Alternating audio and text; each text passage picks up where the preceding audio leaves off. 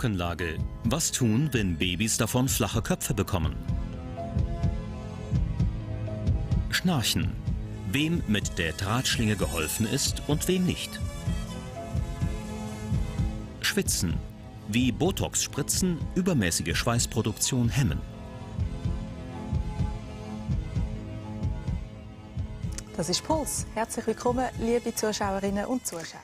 Es gibt so viele Leute, die schnarchen. Die Hälfte von allen Männern und ein Viertel von allen Frauen in der Schweiz um die 50 sind betroffen, geschweige denn von den Betroffenen, die nebendran liegen. Vielleicht sind Sie einen oder eine von den Betroffenen, dann können Ihnen vielleicht unsere Experten am Beratungstelefon weiterhelfen. Die Nummer, die Sie erreichen, ist 0848 00 23 23. Ideen und Methoden, wie man das Schnarchen wegbringt, gibt es ja weiss Gott genug. Aber wenn wir einmal so herumhören, dann scheinen diese Tipps nicht wirklich zu greifen. Haben Sie Erfahrung mit Schnarchen? Ja, was heisst Erfahrung? Ich weiss, wie es tut, Schnarchen. Einmal tut die Frau schnarchen und einmal ich. Ich weiss es ja nicht, aber mein Mann sagt, dass ich schnarchle. Ja. Als Soldat habe ich mich immer aufgeregt, weil alle geschnarchelt haben. Sie haben gesagt, ich schnarche wie ein Esel. Meine Mutter, wenn ich mit ihr in die Ferien gegangen dann muss ich also meine Oropax rein tun. Ja, nein, natürlich kann man nicht weiter schlafen, wenn es nebendran so stark schnarcht. Da gibt mir dann einmal eins und dann höre ich anscheinend wieder auf. Da klemmt sie irgendwo und dann hört sie auch auf. Es ist unangenehm für beide schlussendlich. Ja, und bei mir ist jetzt ein Spezialist für Schnarch- und Schlafapnoe. Es ist der Kurt Job vom Kantonsspital Liestal. Guten Abend, Herr Job. Guten Abend. Wie entsteht das lästige Geräusch? Können Sie uns das vielleicht einmal erklären? Es gibt eigentlich zwei Möglichkeiten. Einerseits durch Vibrationen vom Weichgaumen, Halszäpfchen, und andererseits durch das Zurückfallen von der Zunge. Tönt das beides gleich? Oder sind das Nein, das ist unterschiedlich. Am Weichgaumen entsteht eine Vibration, während durch das Zurückfallen von der Zunge ist es ein eher blasendes, ziehendes Geräusch. Also kann man eigentlich schon anhand vom Geräusch kann man sagen, ob man eher ein Zungenschnarchler ist oder ein Gaumenschnarchler? Geräuschanalysen sind diffizil. Man hat das versucht, aber das hat nicht wirklich funktioniert, weil häufig ist es gemischt. Ja. Für das gibt es andere Methoden. Okay. Wann ist dann Schnarchen auch ein gesundheitliches Problem? Also, meistens hat man ja einfach das Problem, dass es laut ist und stört. Aber wann gibt es auch gesundheitliche Langzeitfolgen? Man muss daran denken bei Aussetzern und man muss daran denken bei einer übermäßigen Tagesschläfrigkeit. Also was heisst Aussetzer, wenn jemand nicht mehr schnauft? Wenn die Atmung aussetzt Nacht, der Bettpartner oder die Bettpartnerin das Gefühl hat, er hört auf Schnaufen und ihn anstößt, damit eben wieder das Schnaufen in Gang kommt. Und das Zweite ist Tagesschläfrigkeit, Müdigkeit, übermäßig am Tag, schon zum Mittag, müde, muss anliegen, kann sich nicht länger konzentrieren, bis zum Sekundenschlaf beim Autofahren. Was sind dann Langzeitfolgen von diesen Aussetzern zum Beispiel? Erhöhtes Risiko für Herzinfarkt, erhöhtes Risiko für Hirnschläge, hoher Blutdruck. Das sind die Folgen. Und bei der Tagesschläfrigkeit ist man einfach nicht wach genug am Tag. Gerade beim Autofahren nehme ich an, ist noch ein Problem. Leistungseinbuß durch den Tag, vor allem bei monotonen Arbeiten, beispielsweise Berufschauffeure, deutliche Leistungseinbuß durch die Tagesschläfrigkeit, aber natürlich auch andere Berufsgattungen. Aber also, Sie haben vorhin gesagt, selber findet man das nicht raus, einfach nur durch hören, wie das beim Partner oder der Partnerin ist. Wie genau findet man das raus? Am besten ist eine nächtliche Sauerstoffmessung. Aha, das ist das, was wir später noch sehen? Das ist so. Gut, dann gehen wir jetzt da nicht genauer darauf ein. Dass das Ganze aber eben nicht so harmlos ist, hat auch der Paul Tommen gemerkt. Er hat so Aussetzer, schwere Schlafapnoe gehabt. Und so schwer, dass er sogar seinen Beruf hat aufgeben musste. Paul Tommen war Lastwagenchauffeur. Jeden Morgen stand er um 4 Uhr auf. Um 5 saß er bereits am Steuer. Und schon um 7 überkam ihn eine bleierne Müdigkeit. Ich musste mich dann eben wehren gegen das Einschlafen. Das ist nicht einfach nur das Fenster runter oder einen Schluck Cola trinken oder eine Tablette nehmen. Es ist nicht gegangen. Ich konnte machen, was ich wollte. Ich musste einfach den nächsten Platz, den ich anfahren, abstellen und mich ergeben, einfach ganz ergeben. Und dann bin ich zu der Ärztin gegangen und die hat mich untersucht. Und anhand von dieser Untersuchung und von den Resultaten, die sie gab, vom Schlafapnoe und von meinem Hausarzt, hat sie mir dann das verboten. Sie hat gesagt, ich darf nicht mehr Auto fahren. Und hat den Ausweis abgeben.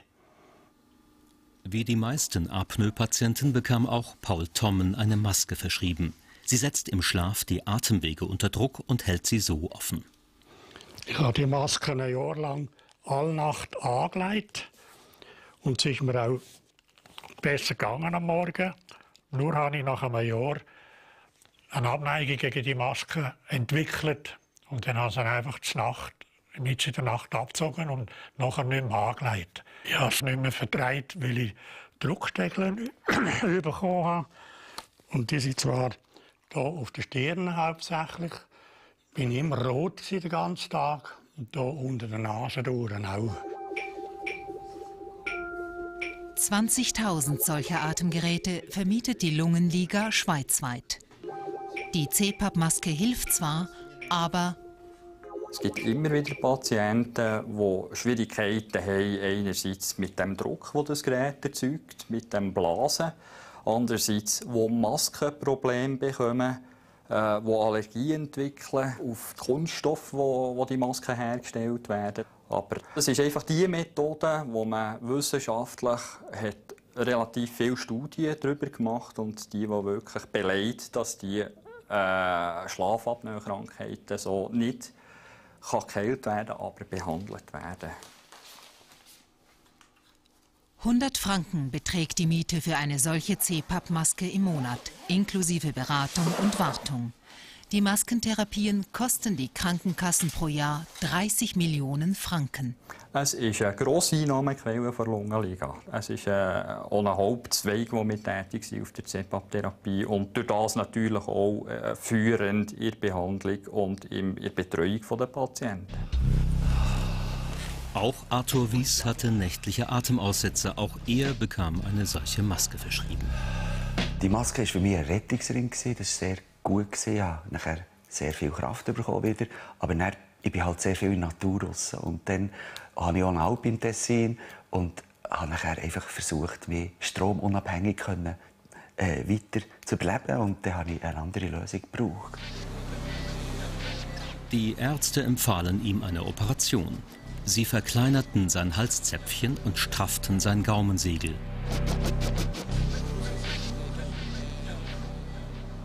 Ich habe sehr viele Hoffnungen reingesteckt in die Operation, aber es hat mir nichts gebracht, gar nichts. Das ist schade, ich hatte nach wie vor Apnoe und geschnarcht weiter. Das war schade. Doch der gelernte Elektroniker ließ nicht locker. Er ging seinem Schnarchen im Selbstversuch auf den Grund. Und er kam auf eine simple Lösung. Aus einfachem Draht bog er eine genau auf seinen Rachen zugeschnittene Gaumenspange. Die sollte dafür sorgen, dass der Atemweg hinter seinem Gaumensegel in der Nacht offen blieb. So eine Spange ist einfach anzuwenden und kostet fast nichts. Rund 400 Franken muss allerdings aufbringen, wer die Technik in einem Kurs erlernen will. Mit dem einfachen Prinzip konnten sich mittlerweile bereits tausende Schnarcher selbst helfen. Und für wer ist denn so eine Spange jetzt geeignet? Für alle Typen von Schnarcher? Nein, eine Spange ist geeignet, wenn das Problem am Weichgaumen liegt. Als Alternative zu einer Operation am Weichgaumen. Okay, aber wenn man jetzt eben so ein Zungenschnarcher ist, dann nützt das überhaupt nichts, oder? Aha. Dann kommt es nicht zum Erfolg. Wie viele sind dann Gaumenschnarcher und wie viele Zungenschnarcher? Das ist natürlich individuell unterschiedlich. Es gibt Leute, die sowohl am Gaumen schnarchen wie auch Zungengrundprobleme haben. Mhm. Das kann auch während der Nacht wechseln, je nach Schlaftiefe, sodass man das sowohl als auch muss abklären muss. Und nur die das Problem ausschließlich am Weichgaumen haben, denen können wir eine Gaumenspange empfehlen. Mhm. Wenn das Problem weiter unten ist, braucht es andere Massnahmen. Mhm. Jetzt, wie ist denn das bei den Apnoikern, habe ich mich jetzt gerade gefragt? Also, haben die gleichen Probleme oder ist bei denen das Problem ganz neu anders? Zwischen Schnarchen und Schlafapnoe ist nur ein gradueller Unterschied. Es kommt zu einer zunehmenden Verengung vom Atemrohr und beim Apnoiker geht einfach dann gar nichts mehr. Es kommt zum vollständigen Verschluss zum Aussetzer. Also die Ursachen sind genau die gleichen? Es ist eine Verengung, ist einfach, Weichgaumenhöhe oder Zungengrundhöhe. Jawohl. Jetzt seit Paul Thoman, also muss man vielleicht noch schnell sagen, ich kann es absolut verstehen, dass die Maske, das ist sicher nicht einfach zum Schlafen mit, oder? Also, dass man da Mühe hat damit, das kann ich jetzt also noch verstehen. Das ist genau die Motivation von diesen Leuten, dass sie sich nachher eine andere Lösung suchen, sei es jetzt in Form von Hilfsmitteln, wie die Gaumenspange, oder in Form von einer Operation. Jetzt, seit Paul Thoman so eine Gaumenspange trägt, geht es ihm eigentlich sehr gut. Er schläft durch, ist am Tag ausgeruht und fühlt sich gesund. Jetzt, um das genaue Einsatzgebiet von so einer Gaumenspange herauszufinden, macht unser Gast, der Herr Job, eine klinische Qualitätskontrolle. Ja. Vorbereitung für die Nacht im Kantonsspital Liestal. Paul Thoman wird verkabelt. Heute soll gemessen werden, was die Gaumenspange wirklich kann. Gut, auf welcher Seite schlafen Sie lieber? Auf der rechten Seite am liebsten. Okay. Kernstück der Untersuchung: dieser dünne Schlauch, die Messsonde. Die führe ich Ihnen jetzt über die Nase ein. Der Teil ist in der Nase. Die erste Messung kommt hinten an der Nase zu liegen. Die Messpunkte der Sonde registrieren an verschiedenen Stellen Druck und Temperatur. Daten, die Aufschluss darüber geben, ob und wie gut seine Atemluft zirkulieren kann. Sie schnaufen ruhig durch die Nase schnaufen und sagen mir, wenn Sie es hinten im Hals spüren. Paul Thoman kennt die Prozedur bereits. Vor 2 Monaten hat er es schon einmal mitgemacht. Damals ohne Gaumenspange. Im Rahmen der Studie lässt er heute ein zweites Mal seinen Atemfluss messen. Wie fühlt es sich an? Wie wenn ich Spaghetti im Rachen hinten habe und nicht runter will. Über die gesamte Nacht wird seine Atmung von jetzt an aufgezeichnet. Kein Atemaussetzer darf dem Gerät entgehen. Ich denke, es wäre gut, Sie würden etwa so um 10:30 ins Bett gehen, dass Sie dann sicher um 11:30 schlafen. Und jetzt noch das Wichtigste, die Gaumenspange. Seit 2 Monaten benutzt er sie. Er schnarcht nicht mehr und fühlt sich weniger müde. Ich kann mit ihr reden, ich kann etwas trinken die Nacht, ich kann, wenn es muss sein, auch etwas essen. Und solange ich die Spange habe, geht es mir gut. Das geht mir wesentlich besser als vorher. Morgen früh werden die Ärzte die Messdaten mit und ohne Gaumenspange vergleichen können. Erst dann werden sie wissen, ob sich die Atemaussetzer von Paul Thoman mit der Spange verhindern lassen. Und? Was hat man herausgefunden? Der Herr Thoman hat 29 Aussetzer pro Stunde ohne Spange und hat sein Problem hauptsächlich auf Höhe vom Weichgaumen, aber auch zum Teil auf Höhe vom Zungengrund. Mit der Spange sind die Aussetzer vollständig verschwunden. Wir können aber noch nachweisen mit der Drucksondenmessung, dass das Zungengrundproblem geblieben ist. Wenn man die Frau fragt, sagt sie auch, dass er noch ein bisschen schnarcht. Und das ist das Problem vom Zungengrund. Aber es kommt nicht zum vollständigen Verschluss vom Atemweg und damit sind die Aussetzer behoben. Also die gesundheitlichen Folgen, die hat man jetzt schon mal können, wenigstens minimieren. Das ist richtig. Das ist richtig. Aha. Und ist denn jetzt das bei den meisten Apnoikern so oder ist das ein Einzelfall? Also kann man das nachher das Resultat von dieser Qualitätskontrolle auf die meisten Leute übertragen oder stimmt das nur in dem Fall? Wir sind ja am Anfang der Qualitätskontrolle. Wir testen die Gaumenspange vom Herrn Wyss austesten bei uns, eine klinische Qualitätskontrolle. Ja. Und die bisherigen Ergebnisse sind tatsächlich sehr ermutigend, sofern das Problem wirklich vor allem oder nur am Weichgaumen auftritt. Jawohl. Also Apnoiker haben in Zukunft Aussicht, dass auch ohne Maske funktionieren. Das ist Gegenstand der Untersuchung, ja. Wie weit das auch für Apnoiker zutrifft. Jawohl. Jetzt, es gibt noch weitere Möglichkeiten, die haben Sie vorher schon erwähnt. Man kann auch noch operieren. Am Werner Müller zum Beispiel hat nur noch eine Operation geholfen.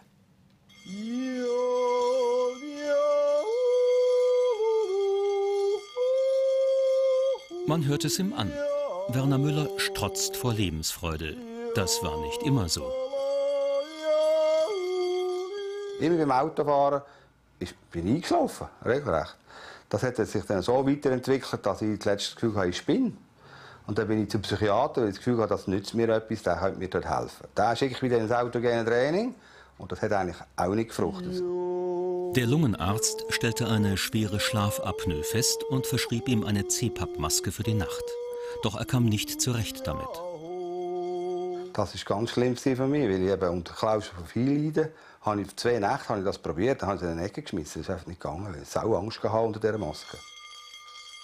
Dann habe ich so eine Art Zahnspange gekauft, die den Zungenbogen zurückzieht, damit ich die nicht mehr hintergehen kann.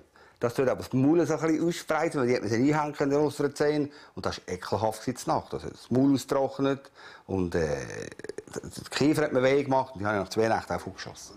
Vor 1,5 Jahren hat sich Werner Müller operieren lassen. Und zwar gleich an 3 Stellen aufs Mal. Zwar oben, Nasenbereich, dann im Gaumenbereich, das Halszäpfchen weg, Gaumen und unten im Zungenboden, dass das Platz gibt. Und das ist die Operation, die hier stattgefunden hat. Das war eine 3-fach-Operation und die war sehr massiv. 3 Wochen habe ich sehr gelitten, bis der Heilungsprozess einmal am Stadium war. Und dann hatte ich über Monate lang Geschmacksprobleme. Und das Ergebnis war natürlich dann phänomenal. Jetzt habe ich eher fast das Gefühl, Geschmacksnerven sind besser dran. Es schmeckt das Zeug besser als vorher. Und ich bin top 2 jetzt.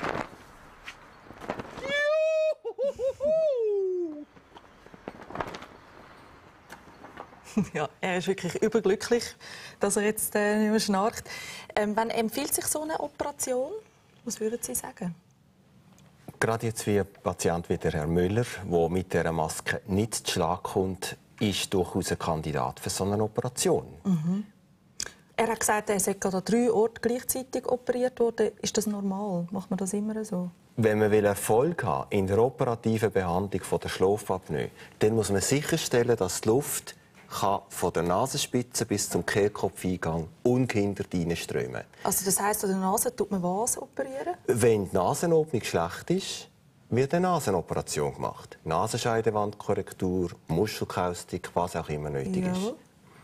Wenn das Halszäpfchen lang ist, wird das gekürzt, der Weichgaumen wird verstieft und die Zunge wird stabilisiert durch die Hyoid-Suspension, wo man das Zungenbein am Schildknorpel fixiert. Also, was heisst das? Die Zunge wird wie ein bisschen vorgezogen? Oder wie das Zungenbein. Sie sehen es an mir. Das ist der Schildknorpel, der Adamsapfel auch genannt. Und das Zungenbein ist gerade oben dran. Dort ist die Zunge angewachsen, das ist die Zungenwurzel angewachsen. Und man tut das Zungenbein am Schildknorpel eigentlich wie anbinden. Führen und nehmen und ein bisschen anbinden. Das gibt dann wie mehr Luft hinein? Das gibt hinten mehr Platz. Ja. Sie kann nicht mehr zurückfallen, die Zunge. Und macht man das alles gleichzeitig? Unbedingt. Ja. Wir machen das immer in einem Eingriff, in einer Narkose. Aufenthalt im Spital ungefähr 1 Woche. Und der Herr Müller hat gesagt, krank ist man ungefähr 2 bis 3 Wochen. Aha. Also er hat gesagt, das sei relativ massiv. Also die Schmerzen sind bedingt durch eine allfällige Entfernung der Mandeln, wie bei ihm jetzt. Wenn man die Mandeln weg muss nehmen, dann tut es wesentlich mehr weh. Wenn Mandeln nicht entfernt werden müssen, dann tut es viel weniger weh. Er hat auch gesagt, er hat Geschmacksveränderungen gehabt. Hat es noch andere Risiken, wo man sich damit befassen muss? Es kann Nachbluten nach einer Mandelentfernung. Es kann Wundheilungsstörungen geben. Der Eingriff an Hyoid macht man durch eine äußere Inzision. Das muss man sicher besprechen vorher. Und an der Stimme macht es nichts?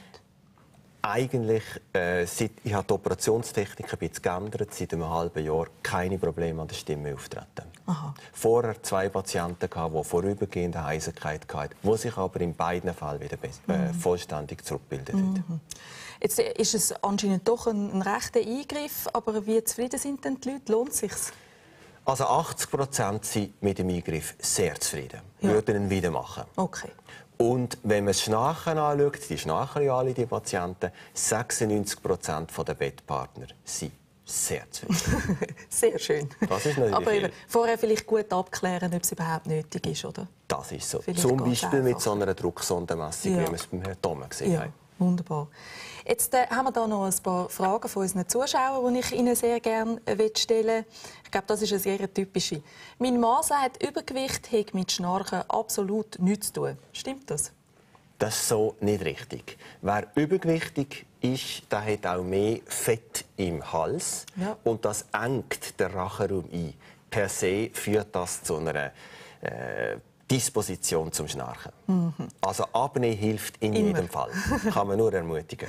Wie ist es mit Alkohol? Interessiert mich jetzt gerade noch. Alkohol verstärkt das Schnarchen auch die Schlafapnoe, weil der Alkohol die Muskeln erschlafft. Und der erschlaffte Muskelschlauch führt zum Kollaps. Zur Verengerung. Ja.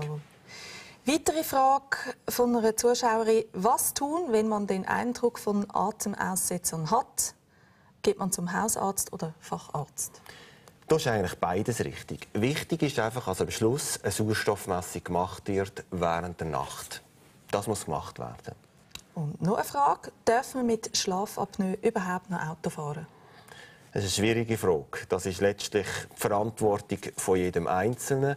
Aber es gibt auch eine Grenze, insbesondere wenn es um einen Berufschauffeur geht. Dort sind natürlich die Anforderungen sehr streng. Und jemand, der an einer unbehandelten Schlafapnoe leidet, darf nicht Personen chauffieren. Also im Zweifelsfall eher abklären lassen. Unbedingt.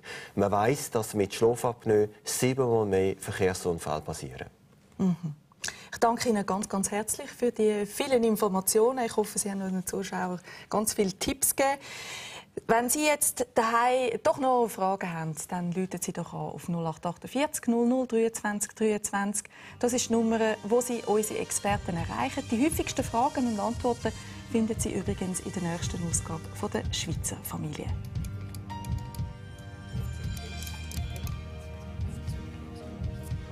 Wenn Sie jetzt vielleicht etwas verpasst haben, die ganze Sendung können Sie noch einmal anschauen, wenn Sie wollen, und zwar auf unserer Website www.puls.sf.tv.